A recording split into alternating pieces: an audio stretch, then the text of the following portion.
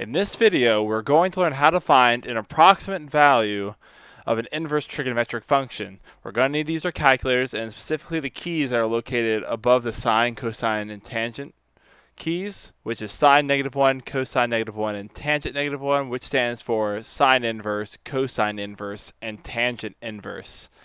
Now, before we get started, let's get acclimated with our modes. Hitting mode, and seeing that we're in radian mode at the moment, and we might have to switch between them as we work on these problems. So up here it says use a calculator to find the value of each expression rounded to 2 decimal places, express your answer in radians and degrees, and if there is no value, say it is not defined.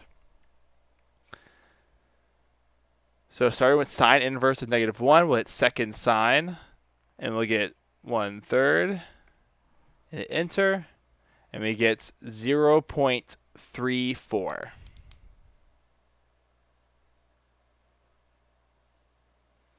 And this should be in radians. And if I want to see what I get in degrees, I get enter on degree, quit. And if I want to input the same thing without having to retype the whole thing again, some calculators have an entry button. And what I could do is do second enter for entry, and it'll bring back up the same exact expression. I get to enter again, and there's my answer in degrees. So 0.34 radians, or 19.47 degrees. And the way you can tell the difference between radians and degrees without having to write the word radians is if there's no degree symbol, we assume it's in radians.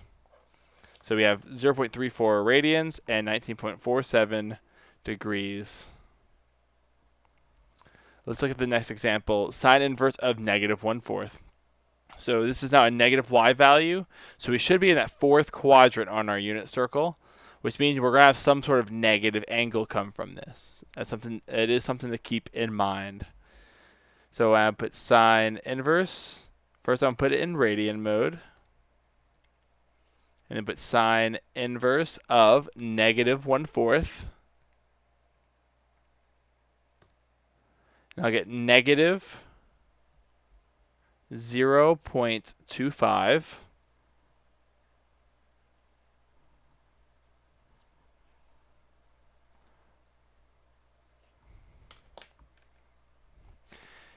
I'm going to focus my camera real quick. There we go. And now I'm going to put this in degrees as well. So mode,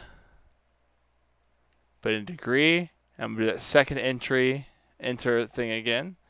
So we can see what the answer would be in degrees, which would be -14.47 degrees.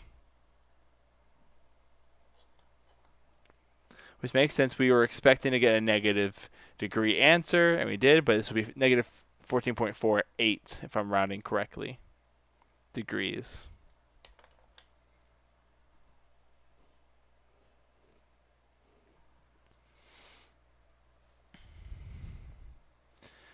Now let's solve the next example. Cosine inverse of -2. Again, I'm going to put this into radian mode. Cosine inverse of -2. And when I hit enter, I'm going to get a domain error. So what could this possibly mean? Let's break down our problem real quick. Cosine inverse of -2 also means cosine of theta is equal to -2. And if there's anything we know about the unit circle, it only goes as left as -1 on the x-axis. So we can't get -2, which is why this is going to be not defined. There's not an existent angle we can use that would make that happen. So this is just not defined. If it doesn't exist for the radian angles, it's not going to exist for the degree angles either. That can sometimes happen, so keep an eye out for that as you're solving these problems. Next up, we're going to do cosine inverse of 7/8. So cosine inverse of 7/8. And we get 0.51. And if I want that in degrees, hit mode, click on degree, second enter to get my entry back, and 28.96 degrees.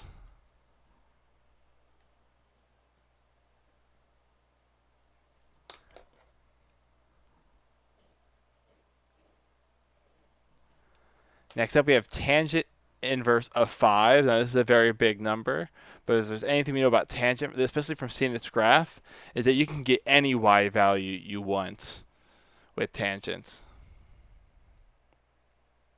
So second tangent of 5, the domain of tangent inverse is negative infinity to infinity. And we get 78.96 or 69, and as you can see, I'm still in degree mode. So that'll answer will be in degrees. So 78.69 degrees, and then put that in radians. Go to mode, click on radian. Second enter, and we get 1.37 in radians.